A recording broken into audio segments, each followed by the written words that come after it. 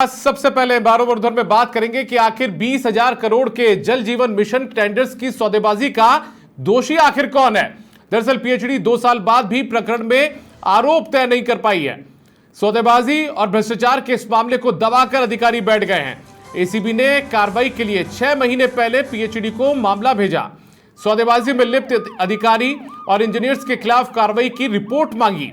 JJM tenders की सौदेबाजी में लिप्त इंजीनियर्स और ठेका कंपनियों पर यह कार्रवाई होनी थी।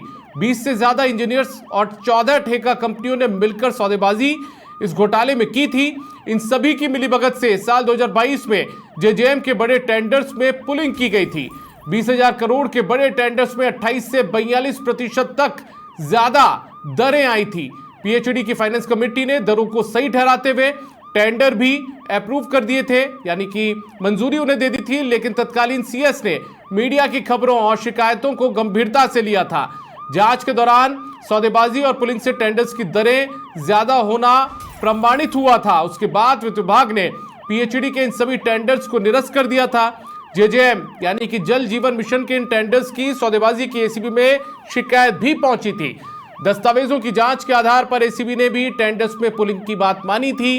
टेंडर निरस्त हो जाने के चलते एसीबी ने पीएचडी को यह मामला भेज दिया था। प्रकरण में लिप्त अधिकारियों और ठेका कंपनियों के खिलाफ कार्रवाई के लिए लिखा गया था, लेकिन पीएचडी ने 6 महीने बाद भी इस गंभीर प्रकरण में कोई भी कार्रवाई नहीं की है।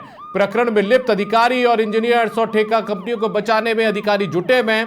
अब सवाल यह उठता है कि आखिर पीएचडी में कौन इन दोषियों को बचा रहा है और 20,000 करोड़ के जेजेएम टेंडर्स के दोषियों को बचाने के पीछे आखिर क्या राज है। तो बड़ा सवाल यह उठ रहा है कि आखिर 20,000 करोड़ के जल जीवन मिशन के टेंडर्स की सौदेबाजी का दोषी कौन है। एसीबी ने कार्रवाई के लिए 6 महीने पहले पीएचडी को मामला भिजवा दिया, लेकिन आज तक 6 महीने बीत जाने के बाद भी कोई कार्रवाई इसमें नहीं की गई। दोषी अधिकारी, कर्मचारी, इंजीनियर्स, ठेका कंपनी, किसी पर भी कोई भी कार्रवाई अमल में नहीं लाई गई है।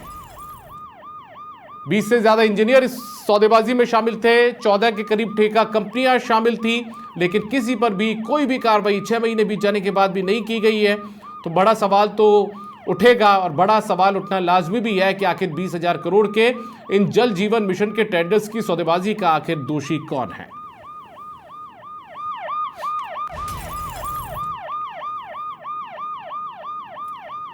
तो इस वक्त की बड़ी खबर आपको बता रहे हैं कि आखिर 20,000 करोड़ के जल जीवन मिशन के टेंडर्स की सौदेबाजी का दोषी कौन है। एसीबी ने 6 महीने पहले इस पूरे मामले को पीएचडी के पास भिजवा दिया। बावजूद इसके पीएचडी ने अभी तक दोषी ठेकेदारों के खिलाफ, ठेका कंपनियों के खिलाफ, दोषी अधिकारियों के खिलाफ, दोषी इंजीनियर्स के खिलाफ कोई भी कार्रवाई यहां पर नहीं की है। तो बड़ा सवाल उठना लाजमी भी हो जाता है किसी के जहन में, जो भी जागरूक शख्स है उसके जहन में ये सवाल उठना लाजमी भी है कि आखिर कौन इन दोषियों को बचा रहा है, कौन आखिर इस पूरे मामले को ठंडे बस्ते में डाल रहा है।